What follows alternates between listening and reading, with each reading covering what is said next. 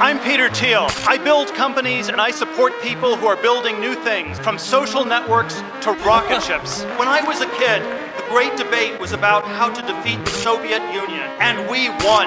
Now we are told that the great debate is about who gets to use which bathroom. Who cares? I am proud to be gay. I am proud to be a Republican. But most of all, I am proud to be an American.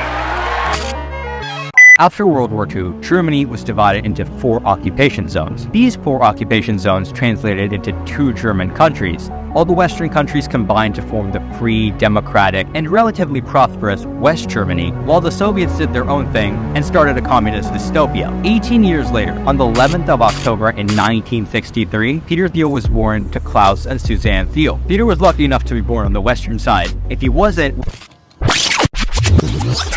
then the world would have been a very different place. So let's not get into alternate realities today.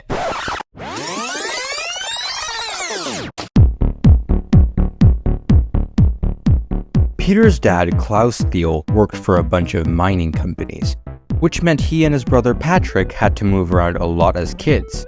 Because of this, Peter gained a lot of exposure to different societies, and this exposure played a big part in forming his belief systems. The family immigrated to the United States when Peter was a year old, and they lived in Cleveland, Ohio, where his father worked as a chemical engineer, but they soon moved to Africa. Thiel lived in South Africa and Southwest Africa, which is now known as Namibia, for a bit during his childhood. One of the 7 schools he's attended throughout his life was in Swakopmund. I give up on pronouncing this. But in Swakopmund, the school that Thiel went to forced kids to wear uniforms and utilized corporal punishment, basically hitting kids. An example of corporal punishment in his school was striking students' hands with a ruler. This experience of Thiel's instilled a distaste for uniformity and regimentation, which later reflected in his support for individualism and libertarianism, and these beliefs are embedded in his future business ventures and personal philosophy. You'll understand what I mean in a bit. Thiel describes himself as a conservative libertarian, a philosophy that advocates for the greatest possible economic liberty with the least possible government regulation of the social lives of its individuals. It's the classic small government mindset, with a lot of similarities to laissez-faire classical liberalism, but it also harnesses this belief of a more socially conservative philosophy, emphasizing morality and duty. So essentially, libertarian conservatism prioritizes liberty, free expression, freedom of choice, and free market capitalism to achieve conservative ends, while also rejecting any form of liberal social engineering. Thiel's childhood experiences with corporal punishment and conformity played a big part in the development of these beliefs. In 1977, Thiel permanently moved to the United States with his family, settling in Foster City, California. He also eventually became a US citizen, losing his West German citizenship in the process, which at that point had taken over East Germany and become one singular Germany. World News Tonight with Peter Jennings, reporting tonight from Berlin. From the Berlin Wall specifically, take a look at them. They've been there since last night. They are here in the thousands, they are here in the tens of thousands. Occasionally they shout, Die Mauer muss weg, the wall must go. Thousands and thousands of West Germans come to make the point that the wall has suddenly become irrelevant. Something, as you can see, almost to party on. How do you measure such an astonishing moment in history? In California, Thiel excelled in math and scored first in a California-wide math competition while in middle school in Foster City. Later in high school in San Mateo, he often read Ayn Rand's books, a prominent libertarian author, and he also looked up to the optimism and anti-communism of then-President Ronald Reagan. Mr. Gorbachev, open this gate.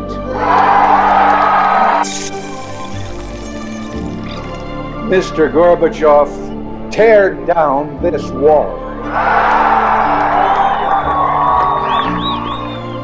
His mathematical prowess, coupled with his passion for ideology and reading, all synergized, yes I know that's a buzzword, into his future ventures. On a more fun note, Thiel also played Dungeons & Dragons, read a ton of science fiction, with his favorite authors being Isaac Asimov, and most of all, J.R.R. Tolkien. 6 of his future companies were named after the creations by the author of The Lord of the Rings, and he would go on to read The Lord of the Rings over 10 10 times as an adult. Despite his evident mathematical ability, after high school, Thiel decided to study philosophy at Stanford. My intuition would be it's going to be quite the opposite, where it seems much worse for the math people than the word people. And what people have told me is that they think within 3 to 5 years, the AI models will be able to solve all the US Math Olympiad problems. This was a period when debates on identity politics and political correctness had started to become a growing cultural issue. The replacement of a Western culture program at Stanford with a culture, ideas, and values course that promoted diversity and multiculturalism instead led Thiel to co-found the Stanford Review in 1987, a libertarian newspaper that questioned the narrative. The paper received funding from Irving Kristol, a media magnate of the time, who was also dubbed the godfather of neoconservatism. Thiel was the Stanford Review's first editor-in-chief until he graduated in 1989. In the present day, he still maintains a relationship with the paper, often consulting with staff, donating to the newspaper, and helping students from the paper land internships or jobs within his network. While at Stanford, Thiel also met René Girard, whose mimetic theory heavily influenced him. Mimetic theory is the belief that all human behavior is based upon mimesis, and that imitation can create pointless conflict. Thiel applied this theory to his personal life and business ventures, stating, "The big problem with competition is that it focuses us on the people around us, and while we get better at the things we're competing on, we lose sight of anything important, or transcendent, or truly meaningful to our world." After finishing his 4 years of undergrad in philosophy at Stanford, he enrolled in Stanford Law School and earned his Juris Doctor degree in 1992. Look at all those people down there. Do they follow the rules for what? They're letting fear lead them. What happens if they don't? That question guides his career. Life's simple. You make choices and you don't look back.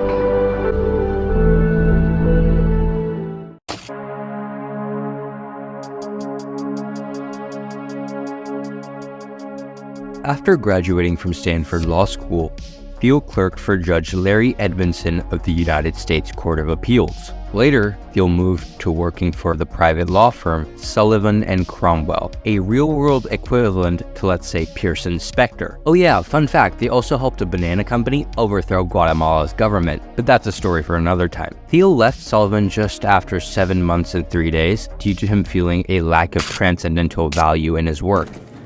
What am I doing with my life? I'm alive! I'm alive! Free yourself! Then in 1993, he took a job as a derivatives trader in currency options at Credit Suisse, basically doing smart fancy Wall Street stuff in a smart fancy Wall Street bank, or at least it used to be. Rest in peace, Credit Suisse. He also worked as a speechwriter for former United States Secretary of Education William Bennett.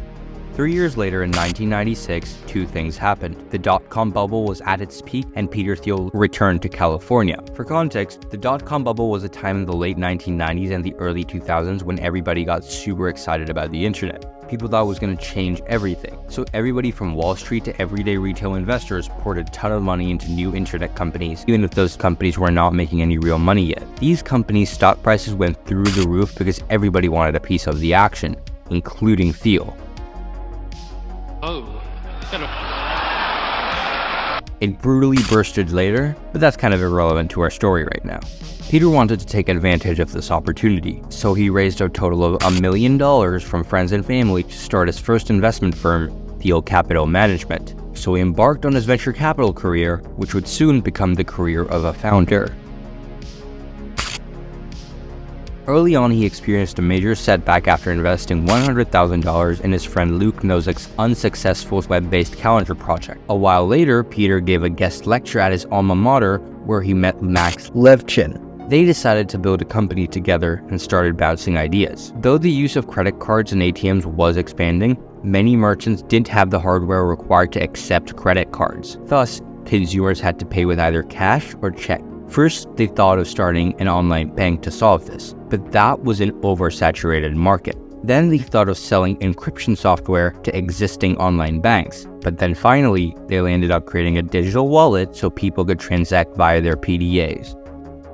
So, to answer the what is a PDA question for anybody under the age of 40 and not from the first world, they were handheld devices with features like calendars, address books, note-taking, and they could also handle basic computing tasks such as emails and internet browsing.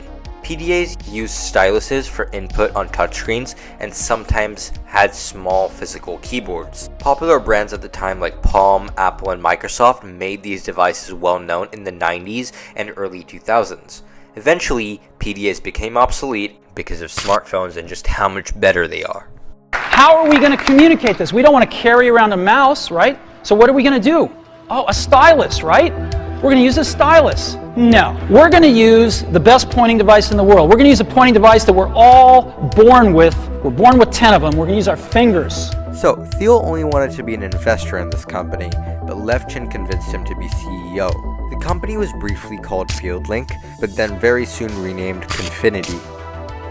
It began operations in December 1998, and by July 1999, Confinity launched PayPal at a press conference. PayPal allowed users to digitally transact and send IOUs to each other via their Palm Pilot PDAs, successfully achieving the initial goal of the company. The launch press conference went spectacularly. Representatives from Nokia and Deutsche Bank sent $3 million in venture funding to Thiel using PayPal on their Palm Pilots. So they were essentially using the company they were investing in to invest in the same company. That says a lot about a company's utility. Thiel viewed PayPal's mission as liberating people from the erosion of value of their currencies due to inflation. So, let's rewind 5 months. It's rewind time. In January, a dude named Elon Musk, you might have heard of him, launched a company called X.com. Now, do not confuse this X.com, an online bank, with the current platform formerly known as Twitter. X.com was an online bank started by Elon just after exiting his first startup, Zip2, for $22 million. Also, I think it's time you know one thing. Peter Thiel does not like competition, and X.com was competition. I have a single idée fixe that I'm completely obsessed with. Competition is for losers. In his book 0 to 1, Thiel wrote that X.com and Confinity were startups taking diametrically opposed paths to solve the same problem of email payments. He viewed X.com's approach as more ambitious but overly complex. Confinity and PayPal were solely focused on the fairly narrow but very important problem of emailing payments easily. In contrast, X.com was trying to build an all-in-one platform for all financial services through the internet. Loans, checking accounts, savings accounts, and all that regular bank stuff, but through the internet. Thiel believed that PayPal had a better product and traction, and believed that PayPal was just working better than the X.com software. However, X.com raised significantly more funding initially, which put a lot of pressure on the relatively smaller PayPal to compete aggressively. The intense rivalry was slowly burning both of them out, so they decided to merge. After the merger, Musk wanted the combined company to be named X.com, but Thiel advocated for sticking with PayPal due to its stronger brand recognition at the time. So Confinity and X.com combined was now called PayPal. The cultural difference between the two companies became very evident very fast. X.com's culture was very uptight and formal, in part because the people who led it with Musk were former investment bankers and came from traditional corporate environments, especially this guy named Bill Harris. Peter's team was much more laid back. This cultural divide eventually boiled up, leading to Peter leaving. Elon really valued Peter, so he held an emergency board meeting and they all came to a conclusion. Elon, who was chairman of the merged company, would become CEO, and Peter would replace Elon as chairman, and Bill Harris, who was the CEO of X.com, and later PayPal, and who was also the reason why Peter left, would be the one chucked out. Corporate called, you're fired. Oh dear.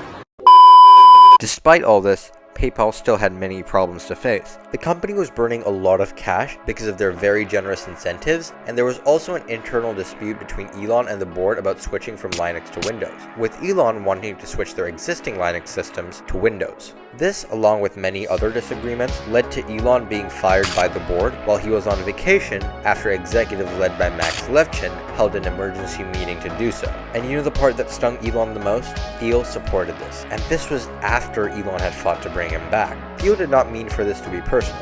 He didn't buy him out or try to dilute his shares, just fired him.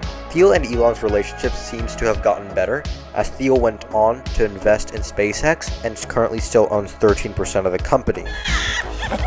You see them both line up? So after Elon was fired, Thiel became CEO. Thiel's job was less about running the company and more about selling it, finding an exit as they say. He wanted to sell the company for about $600 million and not a dime less. Google and Yahoo offered about $200 million.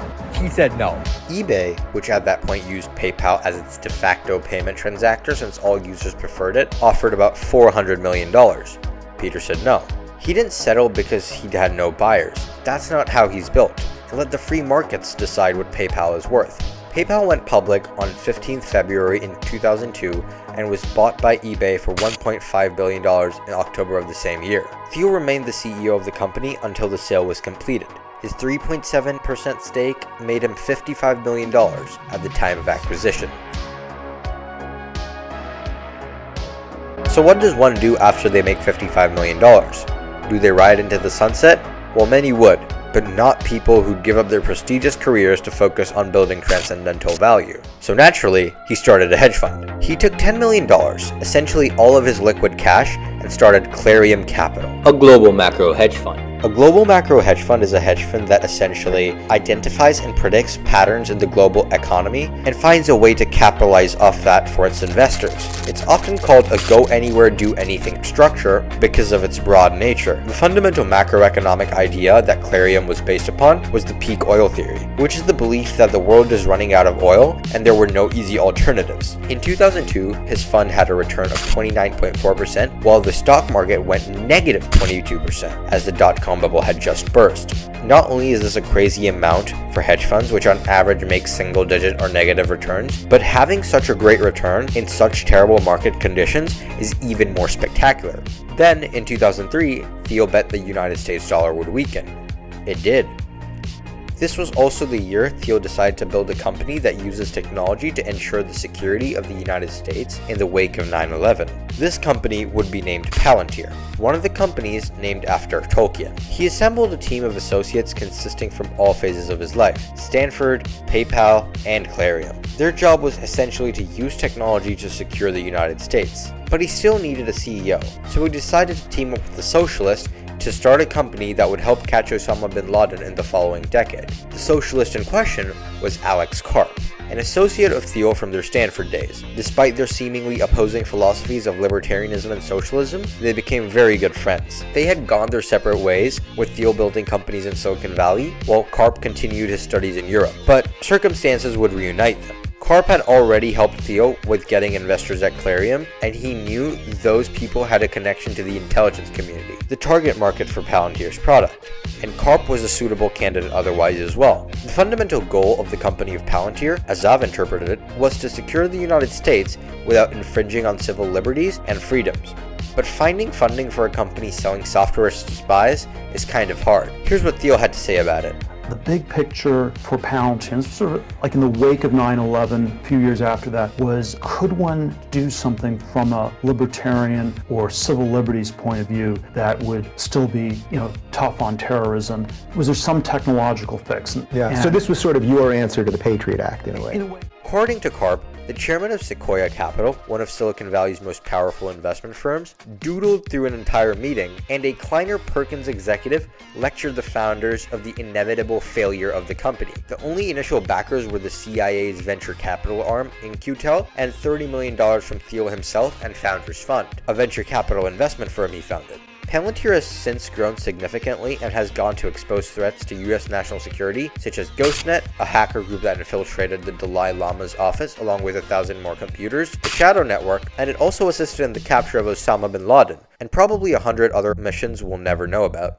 As Peter was laying the groundwork for Palantir and predicting the dot-com bubble would migrate to the financial sector back at Clarium, a guy named Mark Zuckerberg was building this company called the Facebook. He was taking advice from this other guy called Sean Parker. Sean founded Napster, a file-sharing service that allowed users to share MP3 music files directly from their PCs to other users across the internet. It allowed the widespread piracy of music, which ultimately led to major legal battles with the recording industry, leading to its shutdown. Why am I telling you all this? Well, it's because in 2004, Sean Parker was also the president of Facebook and a close advisor to Mark Zuckerberg. I guess I'll just do a little intro. Facebook had just recently moved to Palo Alto in California and was looking for its first investment. So Sean called up Reid Hoffman, one of the co-founders from PayPal. Well, yeah, he's too busy to invest because he's busy building a company called LinkedIn. Who knows, it might get huge soon. So he helps Facebook set up a meeting with Peter Thiel. The meeting goes well. Thiel ends up investing $500,000 in Facebook. This was by far his best investment in a company he did not somehow co-found. His shares would go on to be worth north of $1 billion. Here's what he had to say about the Facebook investment. What factors led you to invest in Facebook? Market trends, a gut feeling, the personalities of the staff, something else? Like if you really recall that kind of first meeting that happened. Reid and I met with Zuckerberg, pretty introverted, he was 19 years old. The site was growing pretty fast, the engineering seemed to be good, the valuation wasn't that high. But I'd say the real reason that it was a no-brainer was that the way that I find we make good investments is not by the dynamics of the pitch meeting. It's not like Shark Tank where you have various theatrics that are done in just the exact right way, and that's why you invest.